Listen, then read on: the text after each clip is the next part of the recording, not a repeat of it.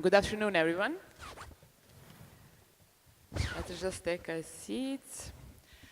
I am Tamara Pupic, Managing Editor of Entrepreneurial Middle East magazine, and I am glad to welcome you all to what I hope will be a very interesting discussion about the state of women's empowerment in this region. We at Entrepreneur are really glad to support this event and many other initiatives of Bahrain Economic Development Board. So many thanks to them and to the Unbound team to invite us, and it's my honor to be here, and it is my honor to share the stage with these three fantastic women.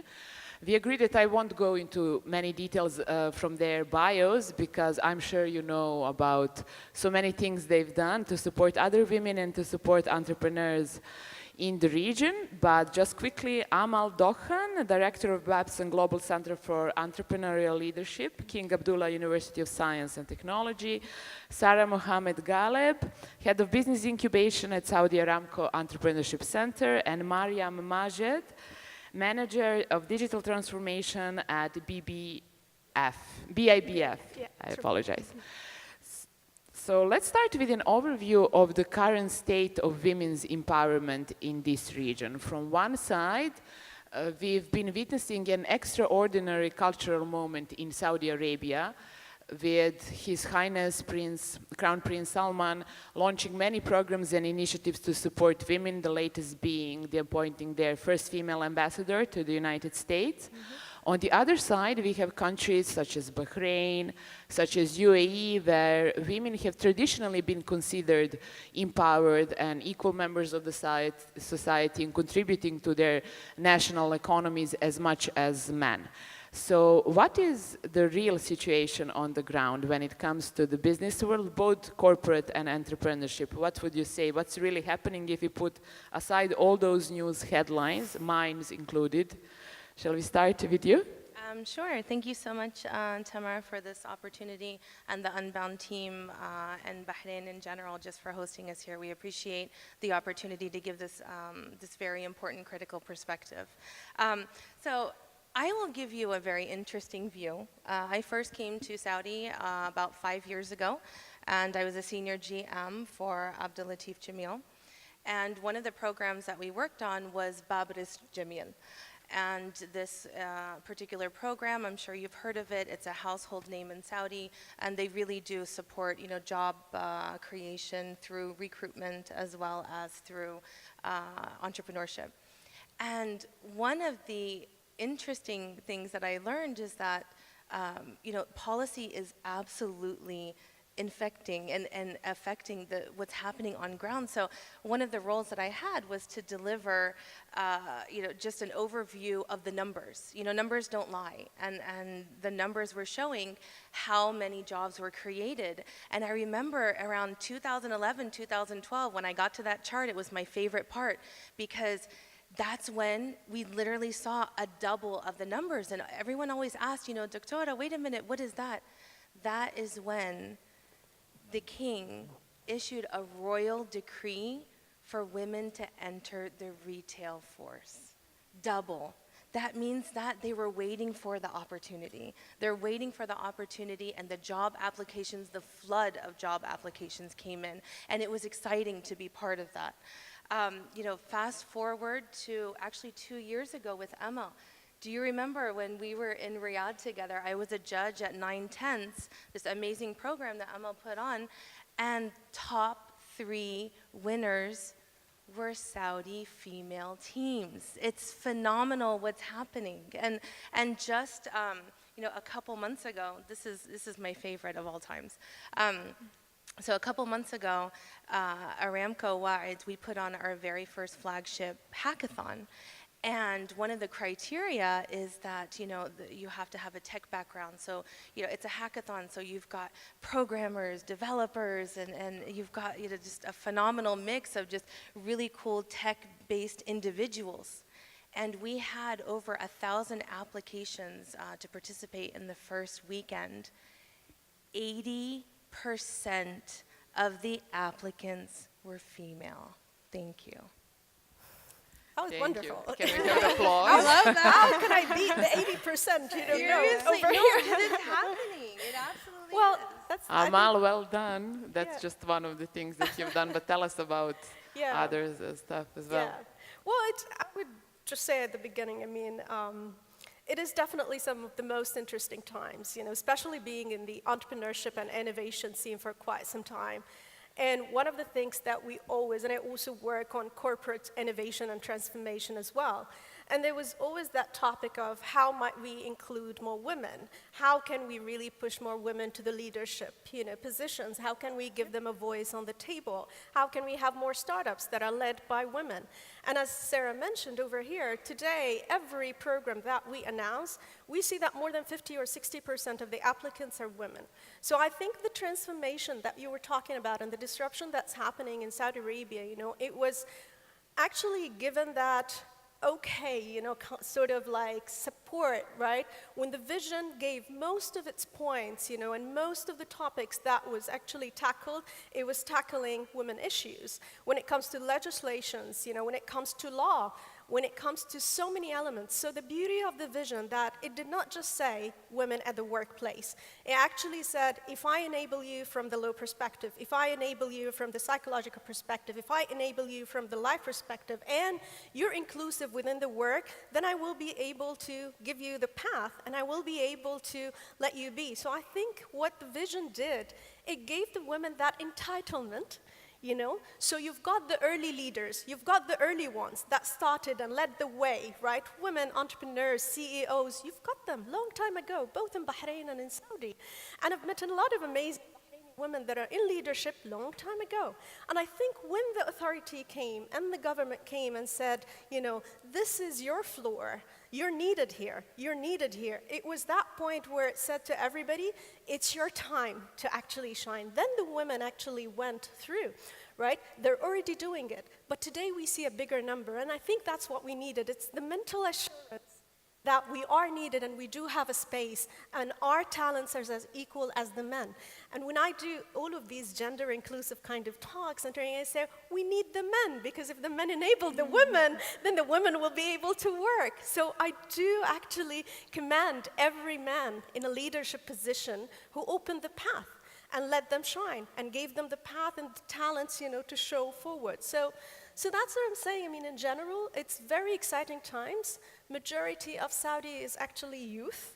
So they actually adapt really faster, right? So we're talking about, 80% of the whole population that are considered youth.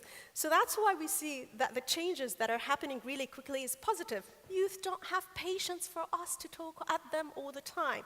Open the door and tell them to do it. They go ahead and they would do it. We're amazed. School students starting companies, we haven't seen that before. University students, women inside the corporate place starting initiatives, right? In the government as well. So I think this is it. It's the blessing that was given, and it gave that, door to be open, for all of them. So we'll see more and more in the coming few years as well. Exciting times, very exciting. Very exciting times. Maryam, about Bahrain? I think it's very exciting what's happening in Saudi and the region as a whole. Talking about Bahrain in specific, I think Bahrain is a pioneer when it comes to women empowerment. Since back in the 1920s, where the first school for girls in the GCC region has opened in Bahrain. And since then, we've got many initiatives that took place related to women empowerment. A couple of the major accomplishments in 2001 was the establishment of the Supreme Council for Women, led by Her Royal Highness Sheikh Khalifa. The initiatives that the council provide, it's not at a national level only, but even at an international level.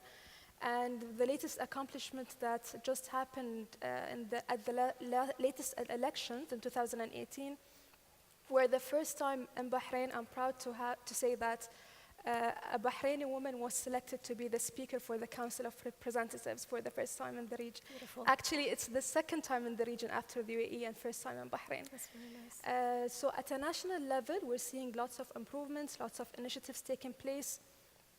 If I talk about the business world in specific, talking about corporations, today in the government sector, almost half of the employees in the government sector are Bahraini women, around 48%, and 32% of women in the private sector are women.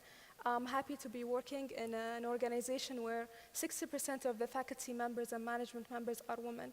And the students who study with us, like the latest statistics are around 40% of our learners are women. So we see more and more women in leading positions and in every sector and every field. Similarly with entrepreneurship, today most of the business owners in Bahrain are women, and that is thanks to the great and amazing ecosystem we have here in Bahrain, whether it's from providing financial scheme support or incubators, accelerators, and training programs. So as an introduction, I think we have the right foundation here in Bahrain to enable businesswomen, not just Bahraini women, but also anyone who can start up their business here in Bahrain. Yeah. Thank you. This is how I think we come to the main challenge, because when it comes to the barriers to success, once the government opens the door and really empowers, then we are on our own. Then you have to face your own fears, right? And you don't have any more excuses that something has happened. So women often state either some kind of pressures from the society, such as family pressures, or all kinds of these new terms that have been coined to describe a certain type of behavior in the workplace, usually by men, sadly, such as bro-appropriated, man-interrupted, the workplace double-bind. So social pressures from one side or self-imposed restrictions on the other side, such as the imposter syndrome, procrastination, playing it small, perfectionism even. I mean, this applies globally, but let's talk about this region. So which of the two has been a bigger obstacle for you, and what do you see among women around you?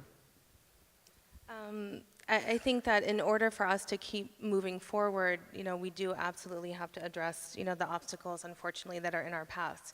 It's how we grow. And, I'll give you a perspective from, our lady entrepreneurs. I have, alhamdulillah, I feel blessed that I have, trained thousands of ladies since I first came here years ago to introduce the concept of social entrepreneurship to the kingdom under a women's empowerment program through Hillary Clinton. And, one of the things that I do before my trainings until now, I do a pre-assessment. When you're training, you're offering a service, right? So you need to be able to understand, some of the challenges that they're having and making sure that they're getting everything that they can out of the training. And so one of the questions that I always ask is, what is your biggest challenge to starting your company? What is in your way? And I always divide, the males and females, when I do have the two, because, for stats, you have to put in your demographics, okay? So by far, the top two, and it hasn't changed over the last, 7 or 8 years since I've been doing this in Saudi, the top two issues that our ladies face are lack of support and their lack of confidence in their skills. Lack of the support from whom? Lack of family support. So these are the two issues that I see over and over and over again. So what does that tell me as a trainer? That tells me that we need to do more work in our communities. I think that our ladies, we've been told for so many, no, no, no. Now everyone's finally saying yes, yes, yes. But now we're not confident and we're not sure, do we have the skills? Are we going to make it? So one of the things that I do is I always start my trainings, to reflect. Look at where you've been so that you know where you're going. Look at the strength, find your inner geniuses by identifying what challenges you have and how you overcame them. It's critical to be able to build that confidence. Last week, for example, Badir and the Sharqiya Chamber, they had the Women in Technology boot camp program. Phenomenal. 52 ladies got together. They went through a grueling, 5-day program. It was offered, Maryam al-Jishi and Sally Mahfoud, they did an incredible job. So at the end of it, okay, then what? What do we do? How do we sustain what it is that we're doing? We need to build skills. We need to create more programs. We need to be able to give them a platform to engage, to chat, to get that level of confidence in both areas so that we can see them. And actually, it was great because here backstage, we already started having conversations. How can we utilize our skills, our strengths to be able to work together? Even, we're here at Unbound. There's no boundaries anymore. We're breaking those down. This is an opportunity for Saudi and Bahrain to use our resources together to handle the same issues. Thank you for pointing that out. So there are family pressures. So we all read these big headlines, but on the ground, this is what's happening. They state family pressures and they state a lack of confidence. So if you don't mind that we expand on that, and I know that Amal, you have a lot of experience and you've been helping people. Yeah, I mean, if we look at the two, now you always have the family and all of these issues, and then you have the internal one. I look at it a little bit differently, honestly. I think this is not a women problem. It's for us, this is a general problem that everybody might actually go through, especially entrepreneurs, right? Which is the acceptance of everything new, right? So changing from what I know, changing from the norms into something that's completely new is one of the problems that everybody faces, all humanity actually faces, right? And the worry actually of fear of failure. Again, no matter how we speak about, success stories and all of that, nobody wants to fail. Trust me, I don't want to fail. I teach about that. But we try to make people understand more about failure and fear. It's part of the journey. You're going to have to go through it. No matter what you do, you're going to fail a little bit, small failures, but it's going to make you stronger. So I think part of it, if I were to look into, is it the social one or is it the internal one? It is definitely working ourselves from the inside. We need to train ourselves from the inside to accept the unknown, to accept new experiences, to do things we've never done before. Even when we talk about corporate innovation, the biggest problem with corporate changes, is not accepting what's new. I know my numbers are dropping, but I only understand numbers, right? I know that if I changed into something new, maybe, but I know this better, so I would rather stay here until things fall apart, right? So it's the same for anybody, and it's the same for women, empowerment. What is empowerment? Giving ourselves the ground rule that I'm able, I'm capable, and everybody around me is giving me, the roles and the responsibilities the same way like everybody else. And eventually I will be empowered. That's how you get empowered. But if it didn't start from the inside, nobody will give it to you. So sometimes they say, it's like, are you asking women to empower themselves? Yes. Start by yourself. Every successful woman, success story around the world have started with women that have changed the boundaries, right? That have changed everything and maybe opened the doors for other men as well. There's one last thing that I will close with. Babson has a program. It's an accelerated program for women only. Yeah. And when I went there and I said, we're trying to put them together and you're trying to separate them and put women alone, right, in an accelerator. She said, my dear, women are women every day. We need that psychological support. We need the other women that I know I can talk to them from time to time, right? And know that she'll support me as well. So they focus on psychological, training, mental training, social training, and then I will put them in front of investors and I will put them in front of regular networks.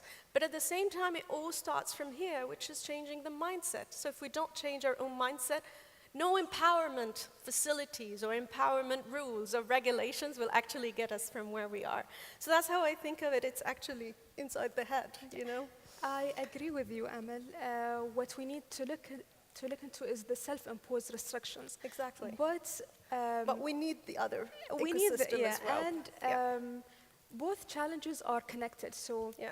Because of family, culture, society, it's led to women having self-imposed restrictions on themselves, thinking that they are not good enough for the opportunity or playing it small. You're right. But what we need to focus on are these self-imposed restrictions. But how do we change them? Because this is what we can manage and what we can control. How we change them, it comes from each woman herself. Yep. So women empowerment, what we mean by women empowerment, it's not that we will give more opportunities for women only. Yeah, absolutely correct.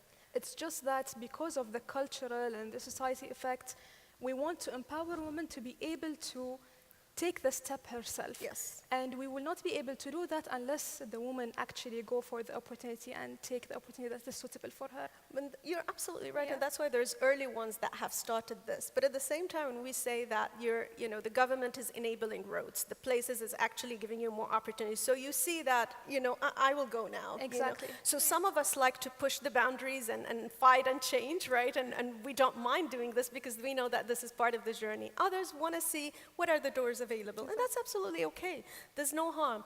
And a lot of women have proved that by their success, they changed the family norms. Yeah. When they succeeded, the family started supporting, them. Other families, our neighbor did that, so it's okay for my daughter to get out of the house and to go and do a company. So we need to set all of that cycle of it's all right to do this, but we need also the belief from within side that I can do it. Because if you don't give your mental and psychological, flexibility, if it's not there, you're not going to be able to do it anywhere else. It's been a while that I noticed that the questions that we ask on these kind of panels don't apply anymore. When you don't have any more barriers coming from the outside, when you have really the government supporting you, then you don't have an excuse anymore. So what are we going to do? We don't have much time left, so let's combine the last two questions that we planned. If we were to advise first business leaders today what to do to empower women more, for example, describe one measure that you think is crucial, and the second thing, to advise other women how to deal with this internal issue. So if we were to provide a conclusion, 2 measures each, both one external, the other internal, for our governments and our societies and for women themselves. Okay, wow. I actually have a very,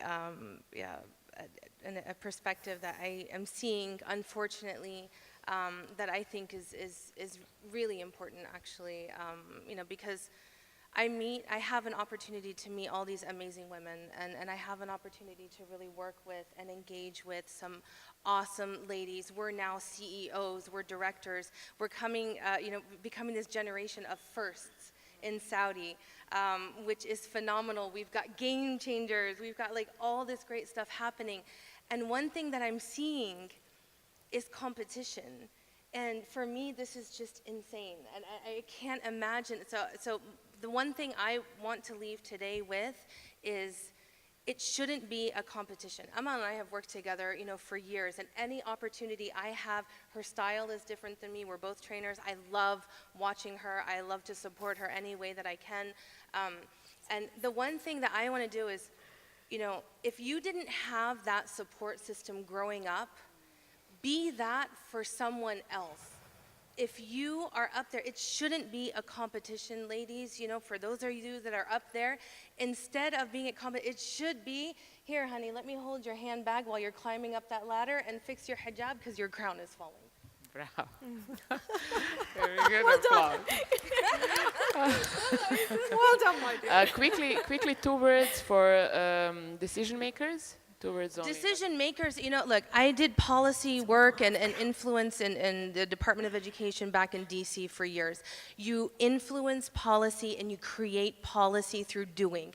Everything that you see that's changed in Saudi is the result of ladies who have done the driving thing. So share success stories, right? So yeah, absolutely, and go out there, do it, be active, go into your community, develop, training programs, see what you can offer as a resource. And by doing more, that will absolutely catch the eye and say, wait a minute, we do have talent. We do, time's up. That was a big red Amal, sorry. Yeah, all right, so from an ecosystem perspective, coming from an education background, doing all of these training, I think establishing that sort of education early on is important. And when we teach entrepreneurship, it's not about establishing companies, it's about that empowerment that we all speak about. If you think in an entrepreneurial way, you're able to come up with new things, you're able to accept new things, you're able to do a lot, that is good for you and good for the society and impact others in a much better way. So I think in the heart of the education, these are the beliefs that needs to be instilled early on. So we don't need to do the measures today after 20, 30 years. What can we do to change that? So why don't we really embed all of these stuff, within certain educational system? And we see a lot of measures that are done in Saudi today to put that sort of thing. Final thing for women, I would say, it's all about the mindset, whether we want to make it or not. Yes, there's people around us, there's societies and all of that, but just basically it's the power of what we can make happen. If you see it, you'll actually make it. So yeah, Maryam, it over to you. 2 words, please. So for the business leaders, I would say it's about fairness, to set a policy and implement a policy of fairness across all business operations. It's not about employing more women or meeting a certain number of quota. It's about providing a fair opportunity for the most capable person, whether it's a man or a woman, to get that opportunity. And for women, I actually had 3 advices, but I'll just say one. I'll just say one. It sounds simple, but it's actually what it takes to be there. It's just to start and make the step forward, because men and women need to try, fail, succeed until they make it. And if you don't make that step, no one else will make it for you. You're right. Yeah, absolutely right. Thank you very much. Thank you. Taken a little bit more your time, but it's 4 women on stage. Thank you so much to Bahrain Economic Development Board and to the Unbound team, and I'm sure you will enjoy the rest of the day. Thank you, wonderful speakers and ladies. Thank you so much. Thanks a lot.